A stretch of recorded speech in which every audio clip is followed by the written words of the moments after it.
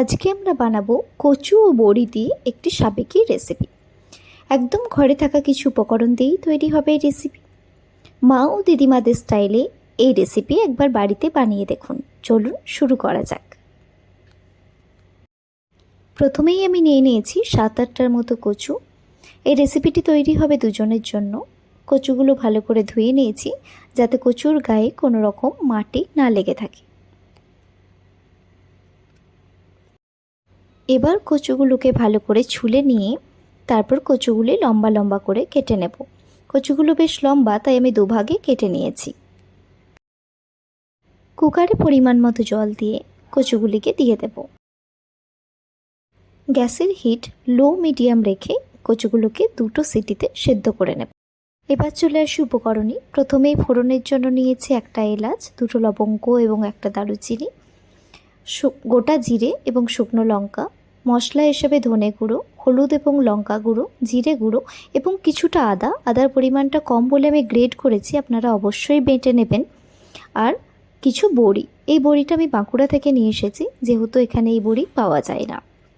আর রয়েছে একটা টমেটো বাটা এবং একটা আলু পাতলা করে কাটা। আর অবশ্যই রয়েছে কচু সেদ্ধ, যেটা আমাদের মেন উপকরণ। এরপর কড়াইতে 2 চামচের মতো তেল দিয়ে সেটা গরম হয়ে গেলে বড়িগুলোকে বেশ লাল লাল করে ভেজে নিতে হবে। আমি বড়িগুলোকে চেষ্টা করেছি বেশ খানিকটা লাল ভেজে নেওয়ার, এবং আমার বড়ি লাল লাল করে ভাজা হয়ে গেছে। আমি আর এখানে কোনো এক্সট্রা তেল ব্যবহার করিনি। যে তেলটা ছিল ওই তেলেই একটা শুকনো লঙ্কা, গোটা জিরে এবং গোটা গরম মশলা দিয়ে লো হিটে বেশ কিছুক্ষণ ভেজে নেব।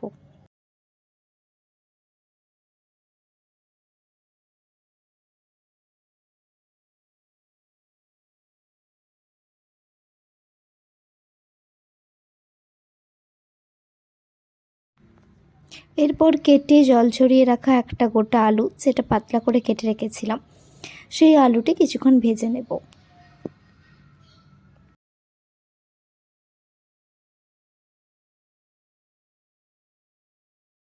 আলু লাল লাল করে ভাজা হয়ে গেলে সেদ্ধ করে রাখা কচুগুলো দিয়ে দেব। এখানের মধ্যে একটা দুটো কচু একটু সেদ্ধ হয়নি, আমি চেষ্টা করব আলু এবং কচুটা ঢাকা দিয়ে দিয়ে সেদ্ধ করার। 5-6 মিনিট ভাজা হয়ে গেলে এরপর আমি গ্রেট করে রাখা আদাটা দিয়ে দেব। আমার আদার পরিমাণটা যেহেতু কম, তাই আমি এটাকে গ্রেট করেছি। আমার এখানে শিলনোড়া নেই, আর এইটুকু আদা ব্লেন্ডারে মিক্স করা যায় না। আপনারা অবশ্যই যদি পারেন তাহলে আদাটা মেটে নেবেন, এর টেস্ট খুব ভালো হয়। এরপর একে একে শুকনো মশলা যেগুলো ছিল, ধনে গুঁড়ো, জিরে গুঁড়ো, হলুদ ও লঙ্কা গুঁড়ো, সাথে টমেটোর পেস্টটা দিয়ে বেশ খানিকক্ষণ কষাতে দেব। একটু নাড়াচাড়া করে নেব, তারপর আমি এটাকে ঢাকা দেব। কারণ এটাকে ভালো করে প্রথমে আমরা মশলাটা মিশিয়ে নেব কচু আলুর সাথে। এই সময় গ্যাসের হিট কিন্তু অবশ্যই লোতে রাখবেন।